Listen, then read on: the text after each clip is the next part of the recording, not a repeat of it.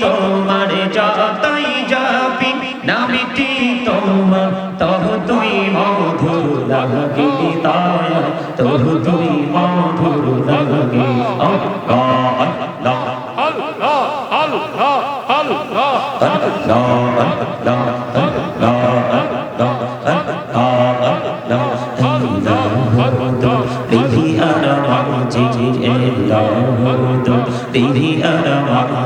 কিসের করো খেলা পিছের দিকে চাইয়া দেখো পিছের দিকে চাইয়া দেখো ডুবে যায় তোর বেলারে আল্লাহ আল্লাহ আল্লাহ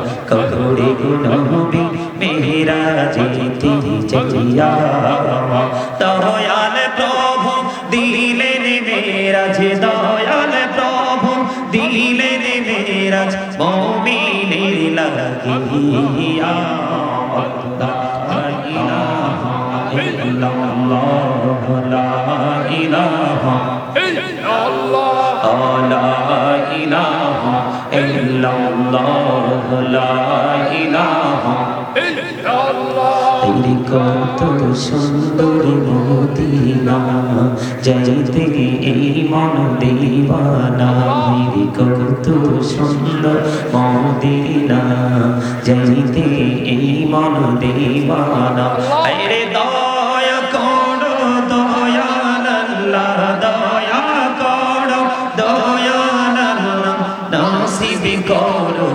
মদিনা লা ইলাহা ইল্লাল্লাহ লা ইলাহা ইল্লাল্লাহ লা ইলাহা ইল্লাল্লাহ লা ইলাহা ইল্লাল্লাহ এই নামাজে রোজা ছাইরো না মা বাবাকে ভুইলো না এই নামাজে রোজা ছাইরো না মা বাবাকে ভুইলো না আরে জান্নাতে বাসী হইতে চাইলে জান্নাতে বাসী হইতে চাইলে প্রাণ ভরে করো সাধনা লা ইলাহা ইল্লাল্লাহ লা ইলাহা ইল্লাল্লাহ লা ইলাহা ইল্লাল্লাহ মুহাম্মাদুর রাসূলুল্লাহ সাল্লাল্লাহু আলাইহি ওয়াসাল্লাম আল্লাহ আল্লাহ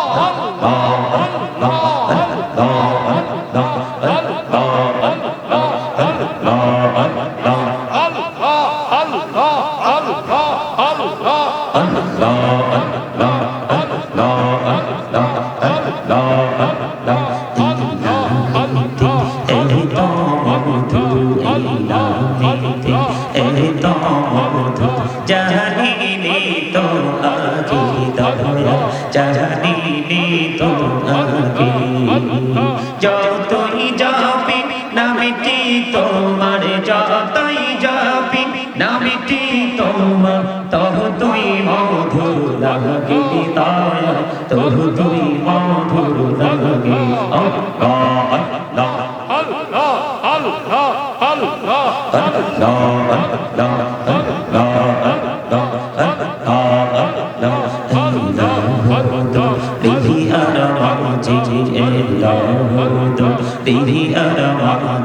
কিসের করো খেলা পিছের দিকে চাইয়া দেখো পিছের দিকে চাইয়া দেখো ডুবে যায় তোর বেলারে আল্লাহ আল্লাহ আল্লাহ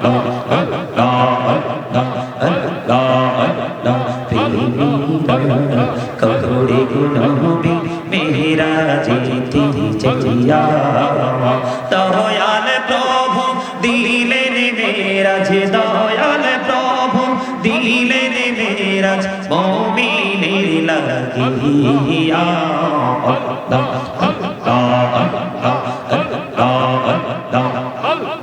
আল্লাহ লা ইলাহা ইল্লাল্লাহু মুহাম্মাদুর রাসূলুল্লাহ সাল্লাল্লাহু আলাইহি ওয়াসাল্লাম। আলহামদুলিল্লাহ। উপস্থিত সম্মানিত উলামায়ে কেরাম, দাড়ি পাকা আমার মুরব্বী বাবারা, বিশেষ করে আজকে রংরুখার কান্দি কেন্দ্রীয় জামে মসজিদের উদ্যোগে কবরবাসীদের রুহে মাগফিরাত কামনায় আজকে 17তম বার্ষিক ওয়াজ দোয়ার মাহফিলের আয়োজন করা হয়েছে, যার কথা না বললেই নয়।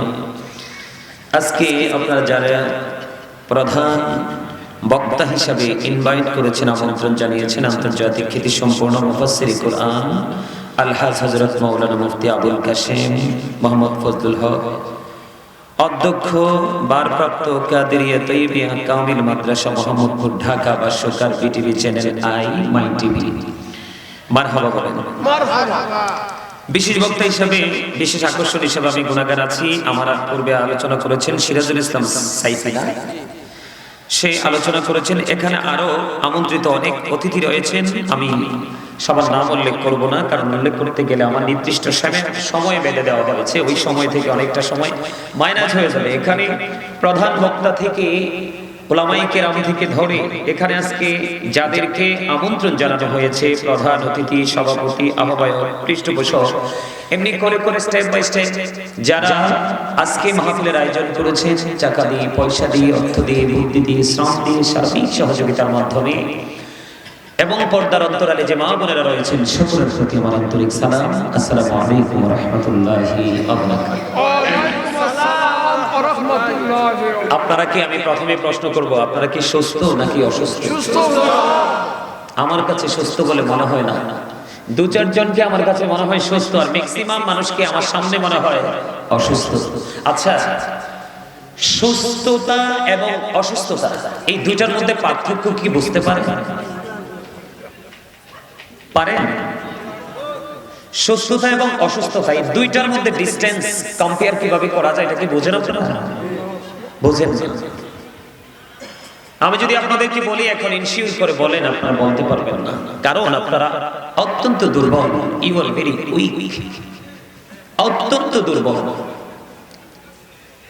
সম্মানিত উপস্থিতি, এখানে শুধু মাথায় টুপি পরে, পাঞ্জাবি পরে, যার যার পছন্দ মতো পোশাক পরে এসে এখানে বসে থাকলেই চলবে না। এখানে আসার পরে কাজ করার মানসিকতা নিয়ে বসতে হবে। কি কাজ? যিনি আলোচক ইনি হচ্ছেন আজকে যারাই আসবেন স্টেপ বাই স্টেপ ধারাবাহিকভাবে,